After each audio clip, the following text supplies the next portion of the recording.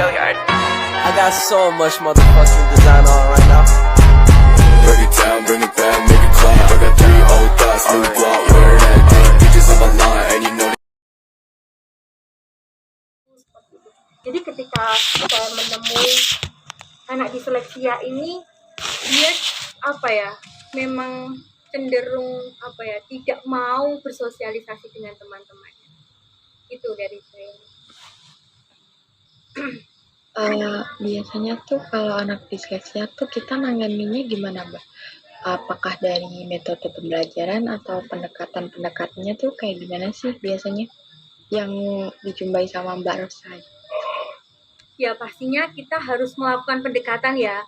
Pendekatannya bukan hanya kepada anaknya, tapi juga kepada orang tuanya.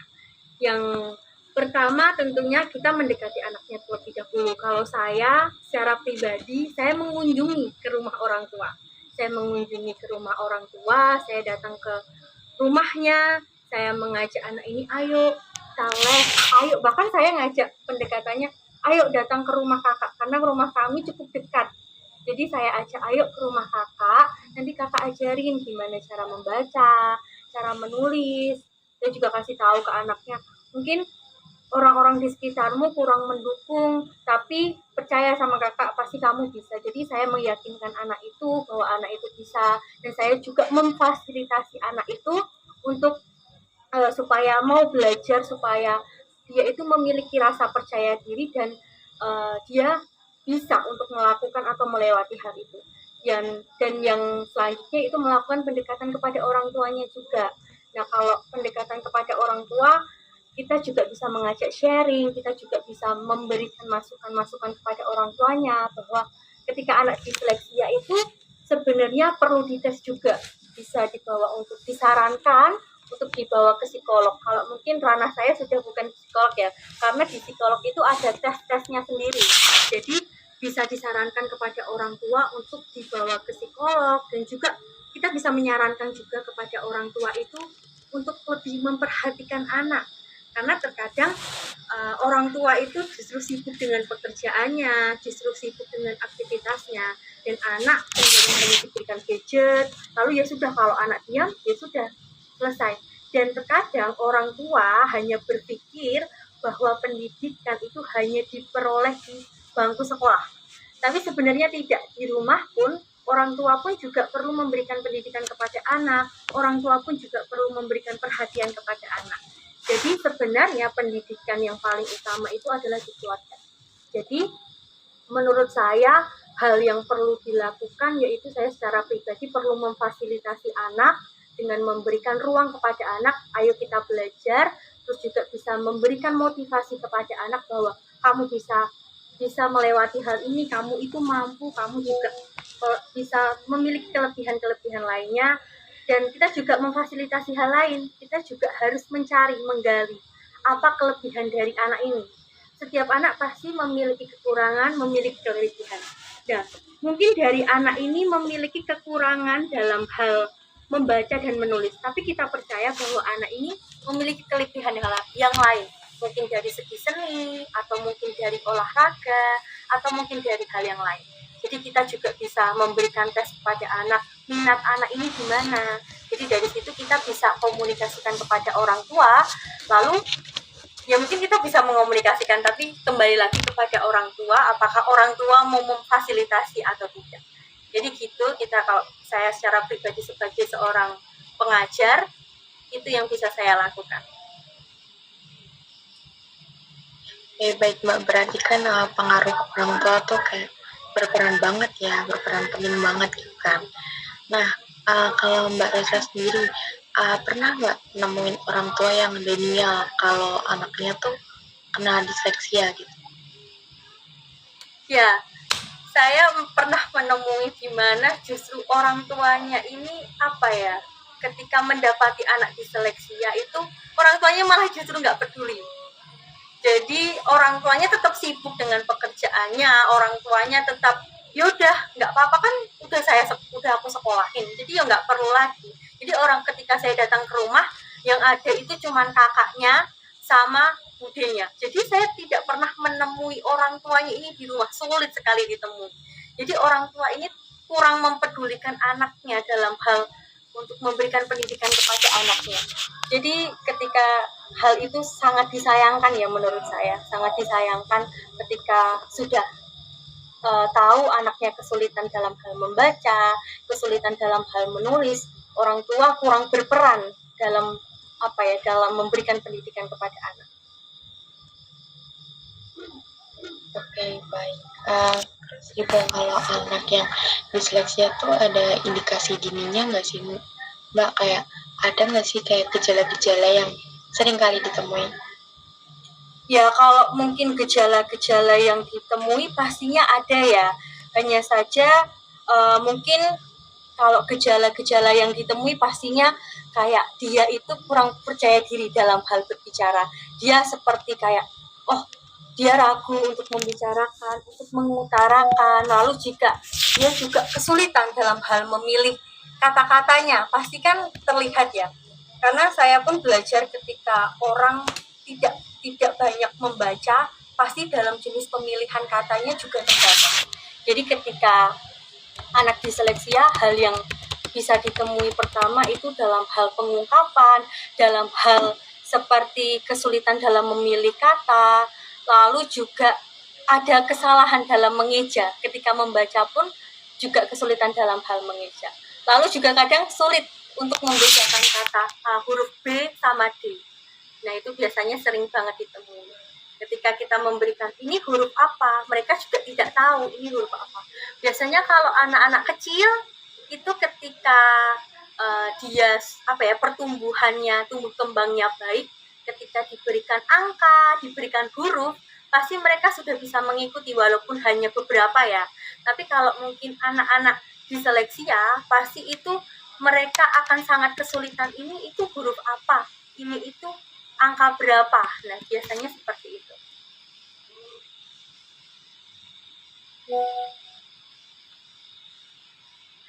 Nah, kan tadi kayak kalau misalnya nggak bisa membedakan, nah itu tuh termasuk kayak punya kebiasaan khusus nggak sih, Mbak? Apa kayak anak ABK gitu kalau disleksia itu?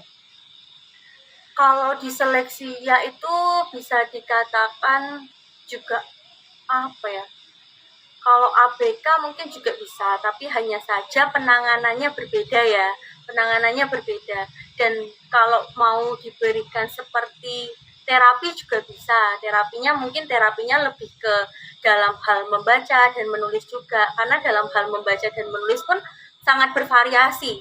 Karena kalau kita hanya menyerahkan kepada sekolah, pasti sekolah pun tidak bisa menangani secara keseluruhan. Karena satu kelas pastinya ada beberapa murid, pasti guru pun juga tidak bisa menangani hanya satu anak ini saja.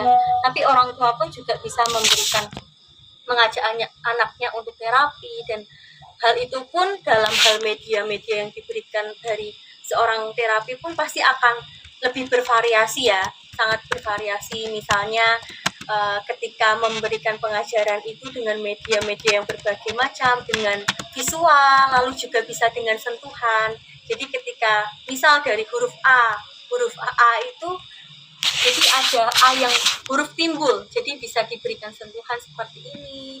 Lalu juga bisa menggunakan banyak sih media-media, bisa menggunakan tepung, huruf A itu seperti ini, diajari, nah seperti itu. Jadi banyak sih.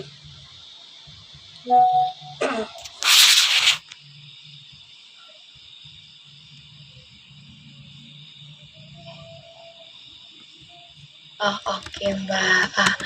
Kan itu ya disleksia itu kadang ada orang yang kayak nggak terima nih orang tuanya. Anakku masa disleksia sih?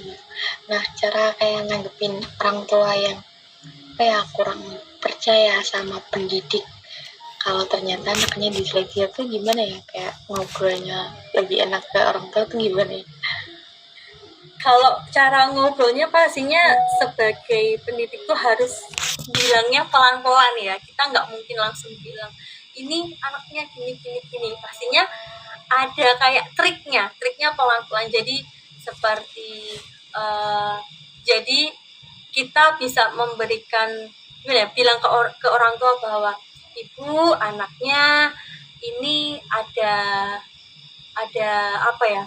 ada keterbatasan, ada kesulitan dalam hal membaca, lalu juga menulis. Nah, menurut dari menurut pendidikan, dari secara psikologi, bahwa anak ini mengalami disleksia. Jadi ada triknya, harus pelan-pelan. Pastinya kita juga ketika kita ketemu orang tua pun kita nggak bisa langsung bilang seperti itu. Pasti kita ketemunya bukan hanya sekali langsung bilang, itu pun juga sekali, 2 kali, dan itu pun juga harus pelan-pelan, karena mengatakan kepada orang tua bahwa anak memiliki kekurangan tidak semudah itu. Bahkan tidak banyak orang tua yang memahami disleksia itu apa sih. Tidak banyak orang tua yang memahami. Jadi tetap harus jadi harus pelan-pelan ngobrolnya sama orang tua supaya orang tua itu tidak mudah tersinggung. Gitu. Oke, berarti begitu ya Mbak. Wah, dapat ilmu banyak nih tentang disleksia ya. Nah, mungkin info-info yang diberikan Mbak Rosa tuh kayak, oh ternyata disleksia tuh gini, nggak semua orang tuh tahu disleksia. Nah, kita dari kelompok 3 juga, jadi dari pembicaraan ini kita dapat menyimpulkan disleksia tuh kayak tahapan perkembangan anak tuh yang mengalami keterlambatan. Nah, penanganannya tuh juga beda-beda, mulai dari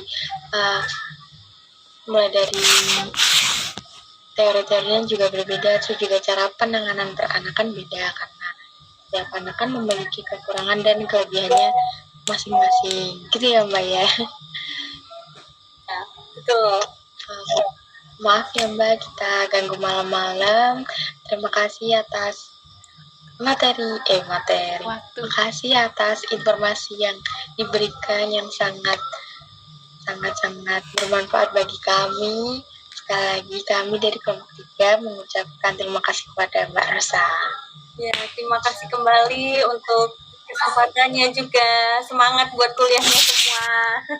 Ya. Oke, terima kasih ya. Izin live ya. Ya Mbak, makasih banyak ya Mbak. Semangat semuanya. Jangan begadang, bobo. Ya Mbak. Oke. Dadah.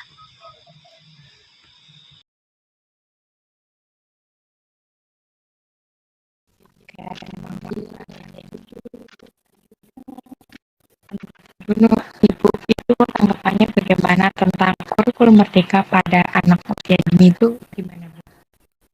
Kalau menurut saya ya, kurikulum merdeka untuk usia dini secara umum dulu ya, sebelum masuk ke anak usia dini, kurikulum merdeka sudah, menurut saya itu sudah sangat bagus sekali, karena sesuai dengan tuntutan Ki Hajar Dewantara ya, kita sebagai pendidik itu menuntun, dan di sini memang kurikulum merdeka itu diarahkan agar anak-anak itu bisa berkembang sesuai dengan bakat dan potensinya.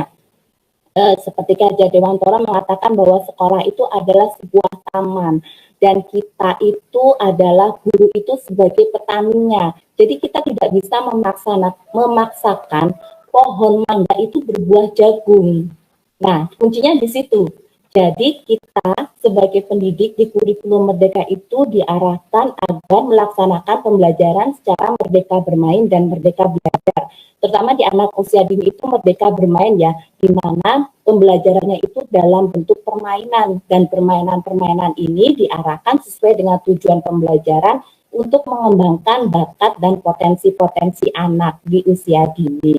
Dan di kurikulum merdeka itu memang sudah sangat bagus ya, karena dulu kalau kurikulumnya kita itu kan anak, banyak guru yang masih mengarahkan anak untuk melaksanakan kegiatan A, kegiatan B, kegiatan C, dan tapi di kurikulum merdeka ini guru itu hanya sebagai pendamping dan menuntun anak-anak untuk mencapai potensinya. Mereka diarahkan untuk, sebenarnya tujuan dari kurikulum merdeka itu adalah membentuk anak yang memiliki profil pelajar Pancasila, yaitu anak yang memiliki keinginan belajar sepanjang hayat, di mana profil pelajar Pancasila itu sendiri ciri-cirinya ada di 6 dimensi profil pelajar Pancasila. teman-teman pastilah sudah tidak asing lagi dengan keenam dimensi profil pelajar Pancasila ya. Di sini saya hanya mengingatkan sedikit 6 dimensi profil pelajar Pancasila seperti beriman dan bertakwa kepada Tuhan Yang Maha Esa dan bernalar kritis, gotong royong, berkebinekaan global, mandiri, kreatif. Nah, itu harapannya nanti anak-anak kita bisa memiliki keenam dimensi itu. Jadi belajarnya tidak hanya belajar saat itu selesai, tapi belajar untuk terus belajar untuk mengetahui informasi yang selanjutnya. Di kurikulum Merdeka itu bedanya juga ada proyek penguatan profil pelajar Pancasila. Teman-teman sudah paham sekarang banyak kegiatan di sekolah-sekolah, ada Martega, ada seni dan segala macam. Nah, di situ sebenarnya proyek profil penguatan pelajar Pancasila itu digunakan agar anak-anak lebih peduli dengan lingkungannya. Jadi proyek penguatan profil pelajar Pancasila itu yang sering kita singkat dengan kata-kata 5P itu diangkat berdasarkan dengan masalah lingkungan sekitarnya. Ada potensi apa di lingkungan sekitar anak-anak, ada masalah apa, dan kemudian itu dijadikan sebagai profil. Karena seperti kita ketahui guys, zaman sekarang itu anak-anak mulai dari anak usia dini itu tuh rasa peduli dengan lingkungan sekitarnya itu sudah semakin minim. Jadi mereka itu lebih banyak fokus pada dirinya, terus kemudian lebih banyak berinteraksi dengan digitalnya. Nah, dengan profil penguatan 5P itulah harapannya anak-anak itu semakin peduli dengan lingkungannya. Menurut saya itu sudah sangat bagus ya kurikulum Merdeka, dan di sini juga di kurikulum Merdeka itu selain memerdekakan anak untuk merdeka bermain, merdeka belajar, juga memerdekakan guru untuk memberikan merdeka mengajar. Tapi merdeka mengajar yang dimaksud di sini bukan merdeka mengajar yang bebas mengajar terserah gurunya mau ngajar apa gitu, tetapi mereka guru-guru itu bisa merencanakan pembelajaran sesuai dengan konteks dan keadaan di lingkungan sekitarnya. Jadi kalau dulu kan itu sudah ada buku paket ya. Kadang mempelajari tentang Monas. Padahal di daerah kita anak-anak belum tentu pernah pergi ke Monas, ya kan? Jadi mereka ngawang-ngawangin Monas itu apa, makanan apa, kayak apa, itu kan. Nah, dengan kurikulum Merdeka, guru-guru itu diberi kebebasan untuk berkreatif, merencanakan pembelajaran dengan menggunakan konteks-konteks yang ada di sekitarnya. Di daerah pegunungan, ya mereka akan menggali potensi yang ada di daerah pegunungan. Begitu kan, mereka perencanaannya akan berbeda dengan yang di daerah laut. Mereka akan bermain dengan media-media yang ada di daerah laut. Seperti itu. Iya. Nah, baik. Berarti kan kayak kurikulum Merdeka ini bikin kita yang belajar tuh jadi semangat kan, dari metode pembelajarannya juga pastinya lebih interaktif dan ngikutin perkembangan teknologi. Nah, yang kedua, selain dari sisi tanggapan, kemudian apa sih kesulitan-kesulitan yang dihadapi dalam penerapan kurikulum Merdeka di sekolah yang Ibu ajar gitu? Apa adakah kendala-kendala baik kekurangan, kelebihan, atau bagaimana Ibu? Oke.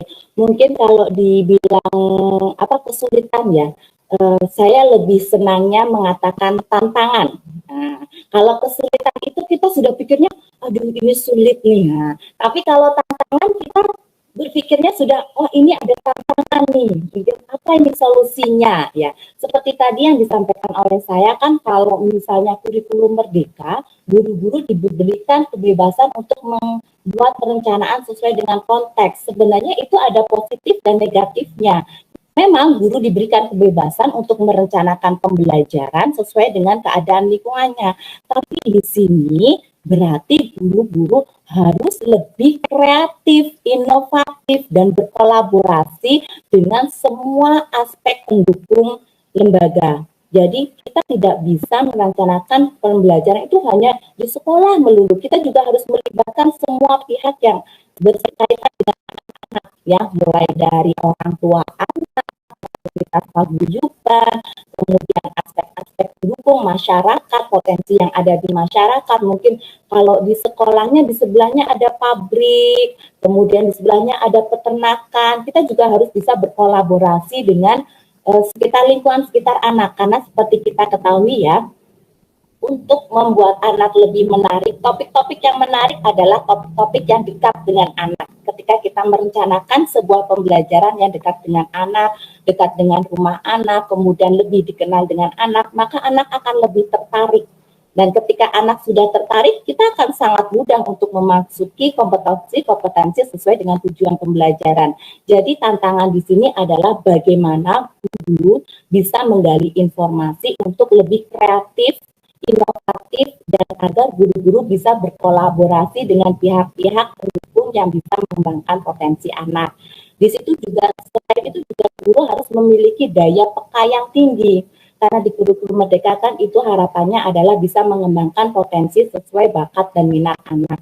Guru sebenarnya tidak hanya di kurikulum Merdeka ya untuk daya peka seorang guru, karena di semua kurikulum kita harus menjadi guru yang peka. Ketika kita melaksanakan pembelajaran, setelah itu kan kita akan mengasesmen, merefleksi dan memberikan umpan balik kepada anak. Ketika pembelajaran kita melihat, oh ini si A kayaknya bakatnya ke sini nih, ke bahasa. Berarti kita akan memberikan dukungan-dukungan yang ke arahnya bahasa. Oh kayaknya si B itu lebih tertarik ke numerasinya, ke berhitungnya, ke logikanya. Nah, di situ. Maka dari itu, sebagai seorang guru, baik itu di kurikulum Merdeka ataupun yang lain, memang kita harus memiliki daya peka yang tinggi. Ya, seperti tadi, karena pertanyaannya adalah tantangannya, ya tantangannya itu, kita harus lebih kreatif, inovatif, dan dapat berkolaborasi dengan semua pihak. Ya, begitu Mbak. Oke. Nah, berarti wah kreatif ya Bu. Berarti Iya. Kita harus bisa ngikutin pembelajaran sekarang biar siswanya semakin semangat. Nah, Betul. ada nggak sih Bu masukan-masukan untuk pemerintah buat kurikulum yang mungkin akan diterapkan selanjutnya? Apakah nanti setelah ini kurikulum itu akan berganti lagi? Ada masukan-masukan nggak sih Bu? Sebenarnya kalau kurikulum Merdeka itu kan diwajibkannya itu tahun 2024. Jadi tahun ini kita sedang masa transisi. Jadi kita masih pembelajaran yang kita masih belajar ini untuk menuju kurikulum Merdeka. Kalau menurut saya masukan untuk pemerintah itu kurikulum Merdeka itu sudah sangat bagus. Pemerintah itu sudah menyiapkan pembelajaran dari kurikulum Merdeka melalui platform Merdeka Mengajar. PMM itu di situ pemerintah sudah mengupas tuntas semua materi, bahkan juga di situ setiap guru itu diminta untuk melakukan aksi nyata dengan mengunduh di PMM untuk menggali pemahamannya tentang materi di PMM. Semua tentang kurikulum Merdeka itu sudah ada di PMM. Tinggal bagaimana, apakah gurunya itu mau untuk belajar secara mandiri di PMM itu. Karena memang banyak guru yang sudah nyaman dengan keadaannya yang sekarang. Sudah nyaman seperti ini, udah dilakukan aja yang sudah ada, nggak usah lagi lah bikin yang kemarin, pakai aja kegiatan yang kemarin. Nah, juga kalau pembelajaran secara online melalui sebuah aplikasi PMM itu kan dibutuhkan keinginan yang keras dari seorang guru untuk belajar. Dan itu yang bagaimana caranya pemerintah itu memotivasi guru-guru yang lain. Walaupun sebenarnya kemarin dari pemerintah terutama di Kabupaten Purjo itu sudah memantau untuk pelaksanaan PMM-nya sudah sampai mana, sampai topik mana, itu sudah dipantau oleh pemerintah. Dan juga untuk monitoring dan evaluasinya pemerintah juga sudah mengadakan yang namanya Sulingjar. Mungkin teman-teman sudah mendengar ya, survei lingkungan belajar pendidikan anak usia dini yang mulai diterapkan di tahun ini. Dan itu juga sudah dalam salah satu bentuk pemerintah untuk mengetahui penerapan kurikulum selama ini di lembaga masing-masing itu sudah sampai seperti apa. Jadi di bagian mana yang sudah dilaksanakan oleh setiap lembaga. Di situ pemerintah sudah bisa mengevaluasi baik pemerintah daerah maupun pemerintah nasional. Nah, di sini masalahnya adalah Sulingjar itu kan dilaksanakan secara lembaga dan melalui situs web ataupun aplikasi rapot pendidikan. Jadi itu juga dibutuhkan kejujuran dari masing-masing pendidik. Bisa saja kan mereka mengisi yang bagus-bagus atau seperti keinginan agar terlihat bagus. Nah, harapan saya mungkin dari dinas atau pemerintah itu melakukan, selain melakukan evaluasi melalui Sulincar, mungkin bisa dilakukan evaluasi secara lapangan langsung dengan membentuk tim-tim untuk monitoring evaluasi pelaksanaan kurikulum Merdeka yang nantinya akan terjun langsung ke lembaga-lembaga untuk berkomunikasi, melihat penerapannya seperti apa, ngobrol secara langsung, kendalanya apa, tantangannya apa, yang sudah bagus apa, mungkin hanya itu yang masukan dari saya. Iya, seperti itu. Bagus banget ya, kayak lengkap banget penjelasannya. Kita tadi udah di sesi yang pertanyaan terakhir nih Bu. Nah, Iya. simpulkan nih, kurikulum Merdeka itu banyak aspek dan banyak sekali kompleks mengenai penerapan kurikulumnya. Mulai dari kurikulum Merdeka yang bagus, di kurikulum Merdeka juga anak dituntut berkembang sesuai dengan kemampuannya. Kayak tadi, anak itu sebagai buahnya, guru itu sebagai petaninya. Nah, melaksanakan pembelajaran secara merdeka bermain, untuk pembelajaran bermain, mengembangkan bakat dan juga potensi anak usia dini. Nah, gimana nih teman-teman? Ibunya keren banget nih. Ada pertanyaan loh.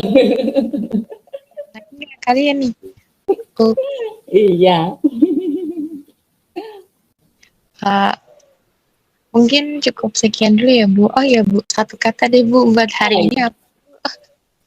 Satu kata untuk teman-teman penerus pendidik anak usia dini, pokoknya tetap semangat, jaga kesehatan, terus mengupgrade diri. Kuncinya adalah mengupgrade diri, karena ilmu yang pernah kita terapkan sebelumnya tidak tetap harus kita upgrade terus menerus. Kita tidak bisa merasa pandai di saat ini, tapi kemudian merasa puas. Kita harus terus merasa bahwa ada ilmu-ilmu baru yang harus kita terapkan. Ya, seperti dalam pembelajaran, dalam menerapkan pembelajaran di anak usia dini, kita bisa menggunakan mungkinnya lagi hit-hit di TikTok, lagu-lagu yang dari TikTok, itu bisa kita gunakan dalam pembelajaran. Ya, jadi intinya adalah tetap semangat, terus mengupgrade diri, jaga kesehatan. Karena tanpa kesehatan, kita tidak bisa melakukan apapun. Iya. Terima kasih Bu. Yang telah diberikan. Mohon maaf apabila saya ada tutur kata yang mungkin masih belepotan dan kurang berkenan di hati Ibu. Saya ucapkan banyak-banyak terima kasih. Akhir kata, Assalamualaikum warahmatullahi wabarakatuh. Waalaikumsalam warahmatullahi wabarakatuh. Dari saya juga mengucapkan banyak terima kasih atas kepercayaan yang diberikan kepada saya. Minta maaf dalam penyampaiannya masih banyak informasi yang membuat kami kurang paham ataupun yang lain-lainnya. Untuk selanjutnya masih bisa untuk japri-japri untuk mengetahuinya. Dari saya mohon maaf ada kata atau tutur kata saya yang kurang berkenan. Saya tutup dari saya ya. Wabillahi taufiq wal hidayah. Wassalamualaikum warahmatullahi wabarakatuh. Waalaikumsalam warahmatullahi wabarakatuh. Terima kasih Bu. Sama-sama. Iya, tetap semangat, perjuangan masih panjang, masih semester 3. Ya, terima kasih. Saya izin dulu gitu ya.